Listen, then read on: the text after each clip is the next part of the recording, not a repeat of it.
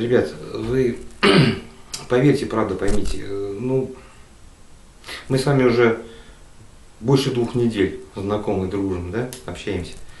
Никогда в жизни не буду я говорить ничего такого, что не прошло бы через меня. И каждое слово, которое я говорю, оно равнозначно тому, что говорят ваши мужики.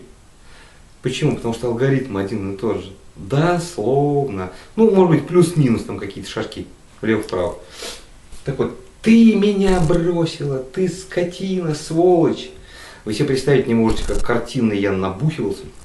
Вы себе представить не можете, какие картины я устраивал маппет-шоу, как я пытался взломать дверь. У нас такая фирма есть в Саратове, но я буду сейчас рекламировать, неважно, двери стальные. Ну, ее можно взломать только если, я не знаю, ну, КамАЗом зацепить, наверное. Стоит немало, но если только КамАЗом как-то приварить, зацепить и выдернуть. Как я головой ее пытался пробить, расшибить. Отдай мне телевизор, который я купил. Кому это маппет-шоу? Отдай мне видео, которое я купил. Кому это маппет-шоу? Отдай мне DVD-проигрыватель, который я купил. Да, тогда в начале 2000-х это, ну, как бы ни копейки стоило. Отдай мне машинку стиральную. Кому это маппет-шоу было? А вот тут как раз и произошел фокус. Лишение той самой созависимой гражданки, которая в один прекрасный момент позволила мне сесть на шею. Это было ужасно, это было страшно. У меня почва из-под ног ушла, издеваться больше не на кем. Кровь пить не из кого. Соответственно, любыми способами, путями пытался вернуть это обратно. Как бы мне это не стоило. Меня с полицией забирали, у меня даже, не знаю, уголовное дело, если кому-то не лень, пожалуйста, поковыряйтесь в архивах. Итак, тогда, на тот момент, человек, который меня отстранил, абстрагировал, кем он мне стал? Скотина. Бросила меня, да?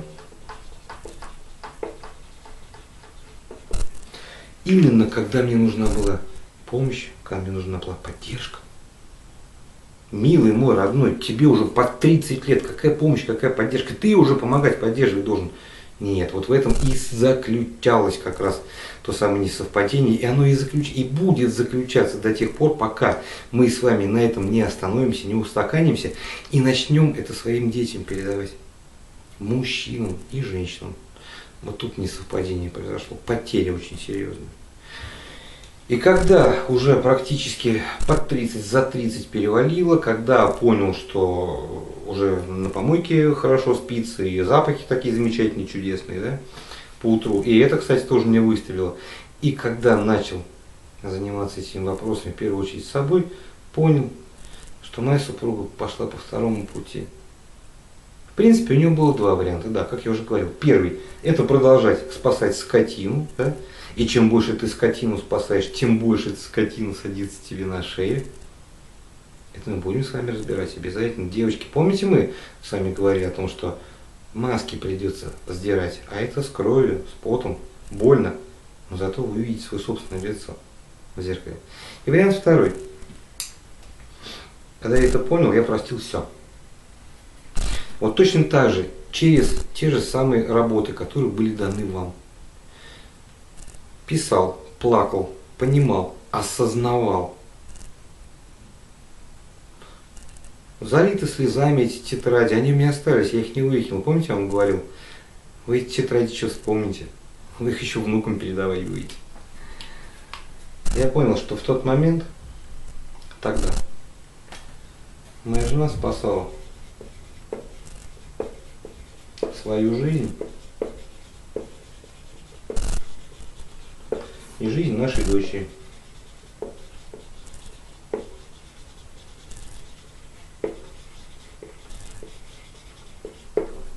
Не было других вариантов.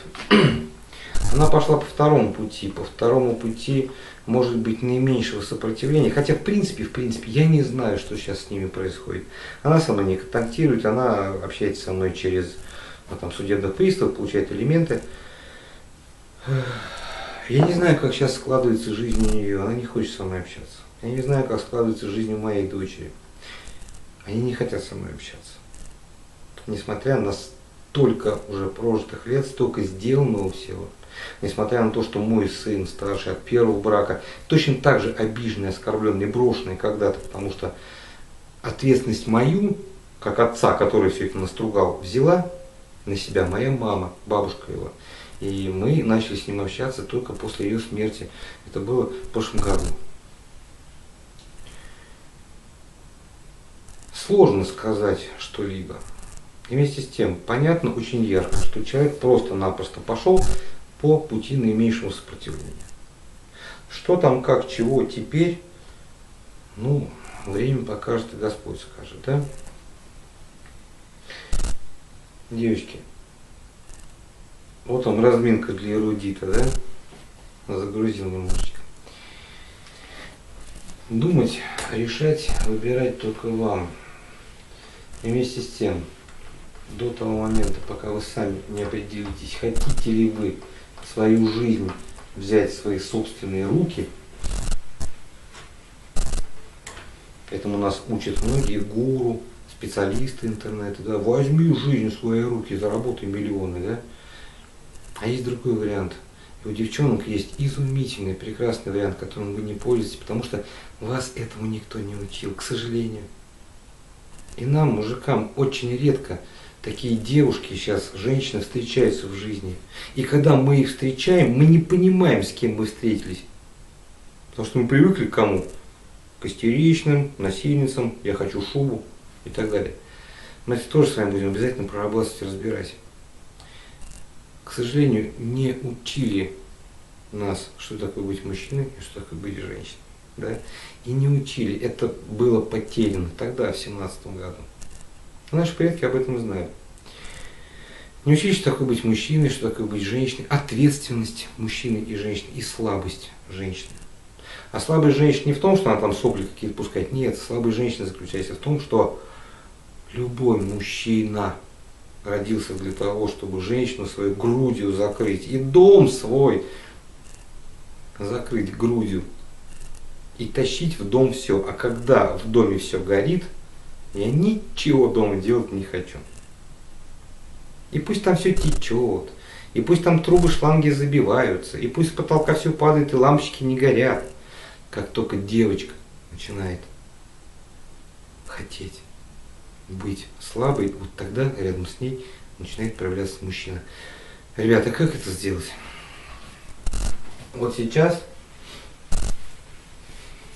буду давать оружие, причем с пояснениями. Вы знаете, если честно, ну не один год прошел, прежде чем я как бы совершенно спокойно начал на эту тему говорить, не просто говорить, а в эфире говорить, на людей говорить, да, еще и в интернете все это выкладывать. Почему? Потому что проработано, пройдено, работает. Но нужно действовать. Как бы это смешно ни звучало, предыдущая группа, из всей группы один единственный человек реально по-настоящему добился результата. И он прет сейчас. Я с удовольствием вас познакомлю с ним. Он уже сделал свой сайт, он его развивает, он похудел на 5 килограмм, он купил дорогостоящий компьютер. Месяца не прошло, человек трудился и пыхтел. Остальные куда-то разбежались, рассосались. Ну, итак, прежде чем вас вооружать, в принципе, вы готовы. И судя по вашим работам, вы готовы. Но будете ли вы ежедневно, методично пользоваться этим оружием или нет, зависит только от вас. Прежде чем его вам давать, я хочу задать вопрос. Скажите, пожалуйста, сейчас вот так вот хитрый вопрос поставлю. Вы согласны с тем, что даже самый распоследний безнадежный наркоман, а мы уже с вами схематично разобрали, да, что алкоголик, что табачник, что более тяжелый наркотический гражданин, это все наркомания, да? Скажите, вы согласны с тем, что даже самый распоследний наркоман не сможет выпить ни капли спирта, ни капли водки, никогда в жизни не засунет в рот сигарету, если у него не появятся мысли о шприце, о стакане, о сигарете. Мы это с вами разбирали в течение 10 дней, ребят.